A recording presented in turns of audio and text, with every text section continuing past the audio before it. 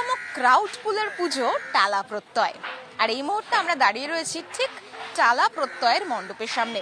৯৯তম বর্ষে পদার্পণ করেছে এই পুজো, আর এই পুজো প্রত্যেক বছর দর্শকদের জন্য থাকে চমক। এবছর কি চমক থাকছে, এবছর টালা প্রত্যয় কি তুলে ধরতে চাইছেন দর্শকদের সামনে, চলুন একটু মণ্ডপ ঘুরে দেখা যাক। পুরাণ মতে দেবী দুর্গার ৯টি রূপ। দেবীর ৯টি রূপ নবদুর্গা বলে প্রসিদ্ধ। দুর্গাপুজোয় দেবীর যে রূপ দেখে আমরা অভ্যস্ত তা হলো তাঁর মহিষাসুরমর্দিনী রূপ। এছাড়া শাস্ত্রমতে মা দুর্গা যেভাবে অভয়া শক্তি হয়ে আমাদের বল প্রদান করেন তা হলো তাঁর নিরাকার রূপ। এই রূপ আমরা দেখতে পাই না ঠিকই, তবে তার উপস্থিতি আমরা অনুভব করি সর্বদাই। এবারের পুজোয় সেই অনুভূতিই আনতে চলেছে উত্তর কলকাতার অন্যতম বড় পুজো কমিটি টালা প্রত্যয়।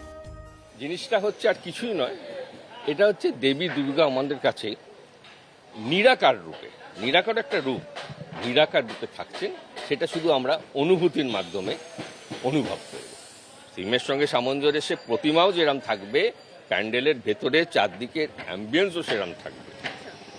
হ্যাঁ, আবহ সবসময় থাকবে, সব কিছু মিলেমিশে, লাইটিংও সেইভাবে থাকবে।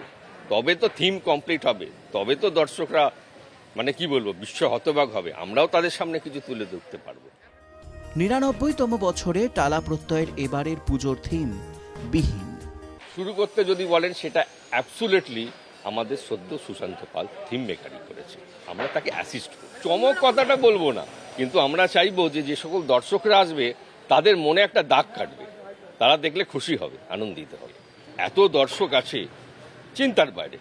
কলকাতার বুকে যে কটা বড় বড় পুজো হয় তার মধ্যে এটা একটা প্রথম সারি। এই যে ব্যবস্থাপনাটা যদি বলেন কি, আমরা বলবো এটা অভিজ্ঞতা।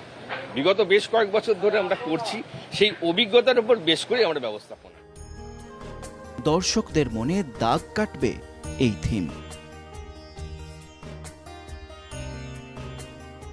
ঠিক কি তুলে ধরতে চাইছে সমগ্র মণ্ডপ, প্রাথমিকভাবে যেটা বোঝা যাচ্ছে লোহা স্ট্রাকচার দিয়ে তৈরি হচ্ছে, কিন্তু মণ্ডপের ভেতরে পরতে পরতে থাকতে চলেছে চমক। আর সেই চমক দেখার জন্য অবশ্যই আসতে হবে টালা প্রত্যয়। ক্যামেরায় সুরজিৎ মণ্ডলের সঙ্গে পৃথা দাশগুপ্ত, NKTV বাংলা, কলকাতা।